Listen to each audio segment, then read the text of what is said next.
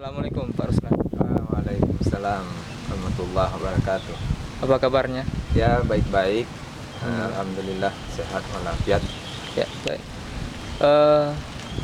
Perkembangan hadis dari masa ke masa memang menunjukkan perkembangan yang signifikan, apalagi dari berbagai lintas negara.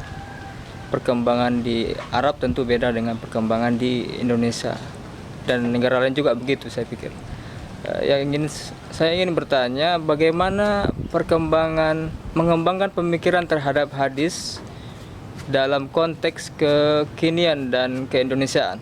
Ya, saya kira sebelum ke sana kita perlu dulu memahami posisi hadis itu dalam konsep Islam itu sendiri.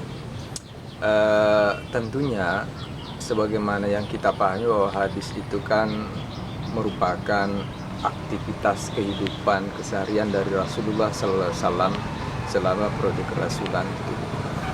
Nah, sudah barang tentu semua elemen nilai yang berkembang pada diri Nabi itu jelas memiliki substansi yang sangat filosofis sekali. Nah, terkadang yang ada dalam masyarakat kita tentunya terkadang ketika berhadapan dengan hadis ini hanya dilihat sebatas sepintas lalu. Nah, ini yang barangkali ini perubahan orientasi dulu. Yang pertama, bahwa Nabi itu harus dipahami sebagai sosok yang dalam menawarkan nilai itu komprehensif, totalitas, sehingga bentuk apapun dia lakukan itu semuanya memiliki nilai filosofis yang sangat tinggi. Yang kedua, dalam masyarakat kita sendiri terkadang kan mereka hanya bisa menerapkan dalam batasan-batasan wilayah bagian luarnya aja. Saya kasih contoh kecil aja.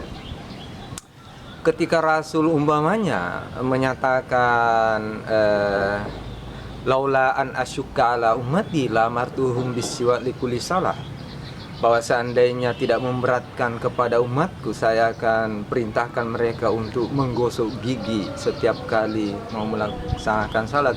Ini kan memang betul itu bukan sesuatu yang diwajibkan, tetapi di situ sudah memberi indikasi bahwa betapa persoalan kebersihan itu sangat dituntut oleh Islam.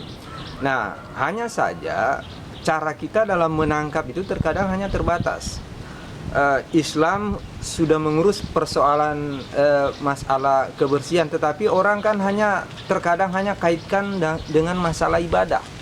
Implikasinya ke lapangan, umpamanya masalah kebersihan lingkungan, kebersihan dalam perspektif yang lebih luas, itu terkadang diabaikan. Orang lebih cenderung personal. Nah, saya kira ini peluang bagi kita untuk coba merubah reorientasi cara berpikir masyarakat dalam menanggapi memahami hadis itu. Kalau itu telah terjadi perubahan seperti itu, tentunya manfaatnya akan lebih besar, dan ini bisa melahirkan perubahan yang besar pula dalam masyarakat kita. Nah, untuk membangkitkan pemikiran dan perkembangannya di Indonesia dan kekiniannya dalam masyarakat, saya kira substansinya di situ. Kita harus mengajak masyarakat dulu masuk ke wilayah yang lebih filosofis, memahami hakikat-hakikat apa yang ada dalam hadis itu, sehingga ketika mereka merasakan ada manfaatnya, dan saya kira tentunya ini kan akan dilihat dari berbagai segmen keilmuan bidang-bidang lain. Umpamanya kalau ada kaitannya dengan masalah teknologi, masalah kesehatan, masalah ekonomi, itu semuanya sebenarnya bisa dijadikan semacam dukungan untuk membuktikan bahwa betapa Rasulullah SAW itu telah menawarkan berbagai nilai yang intinya semuanya itu memiliki kekuatan yang sangat universal. Nah, ini saya kira salah satu cara kita bagaimana membangkitkan semangat, apalagi kalau di dunia akademik. Saya kira asas manfaat ini. Nah, kalau seperti itu berarti kita memang harus dominan sekarang masuk ke wilayah konseptual.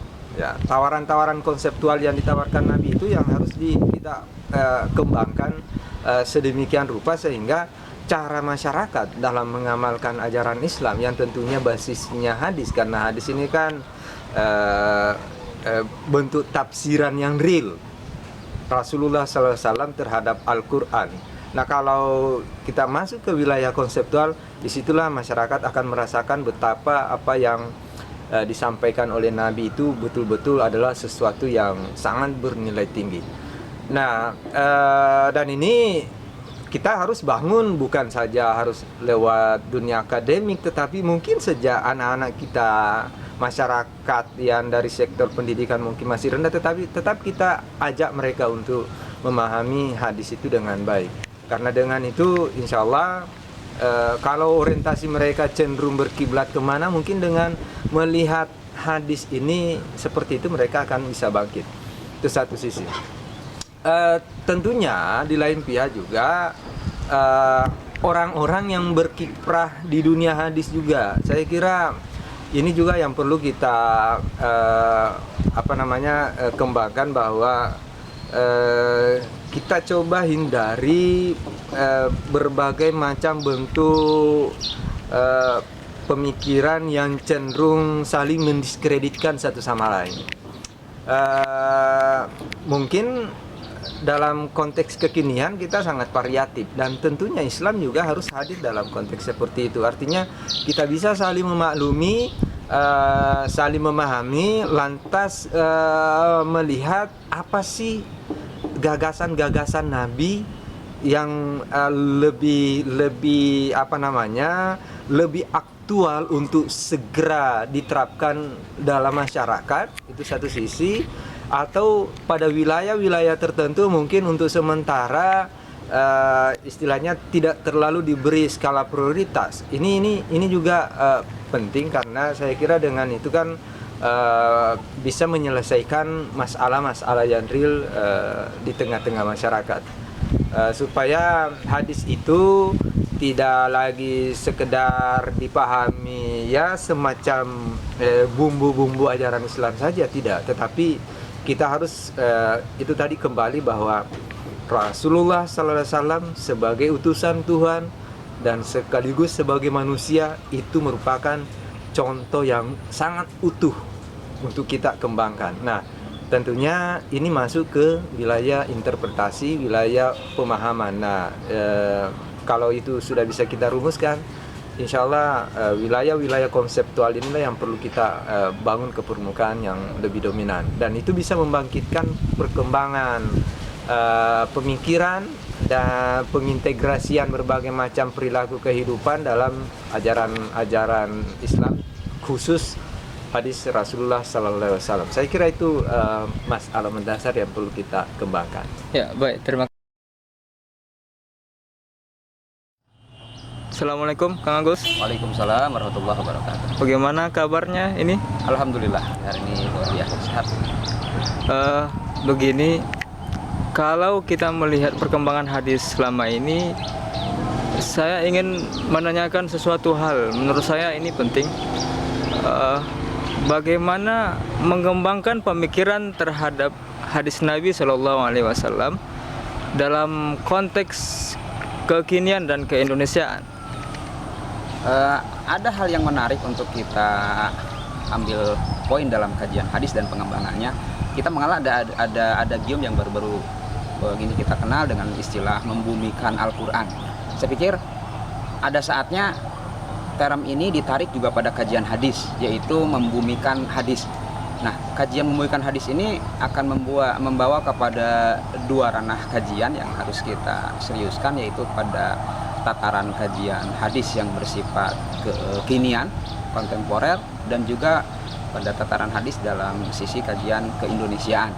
Dua hal ini tentu tetap akan kita tarik pada ranah asalnya hadis sebagai sebuah kajian potret masa lalu atau hal yang klasik. Maka tema pertama yang harus kita kembangkan dalam pengkajian hadis masa klasik adalah kajian hadis pada tahapan studi kawasan. Ini mungkin yang jarang dibahas, padahal kita mengenal dalam kajian hadis terdahulu wilayah-wilayah tertentu yang menjadi komunitas berkumpulnya para muhadis ini sudah menjadi hal yang faktual dalam sejarah. Maka menemukan sisi kesamaan tempat inilah yang akan boleh jadi akan melahirkan sebuah kajian yang baik.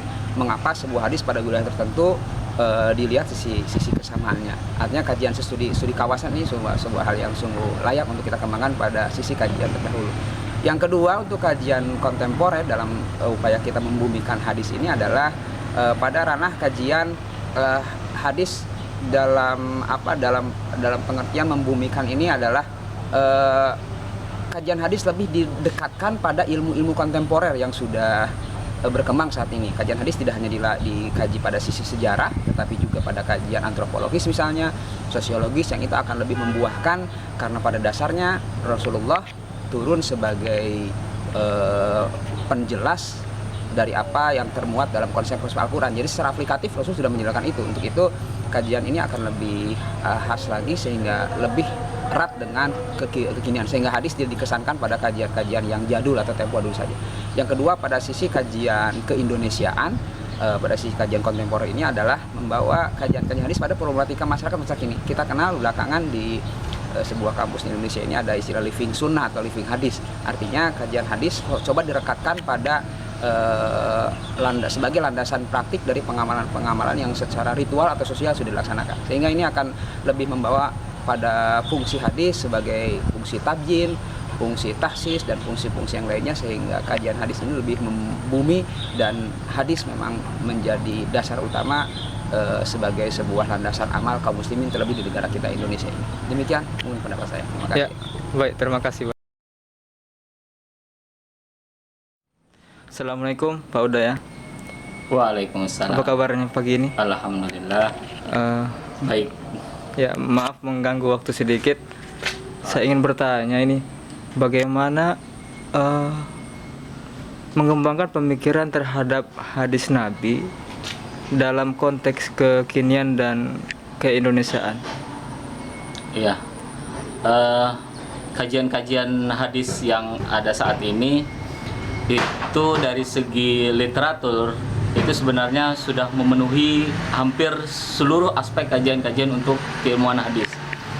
Baik itu dari segi periwayatan atau rijal, dari segi matan, dari segi kajian-kajian aspek historis, dari segi aspek semua yang menyangkut hadis, itu sebenarnya hampir seluruh kajian-kajian tersebut telah dilakukan oleh para ulama-ulama kita.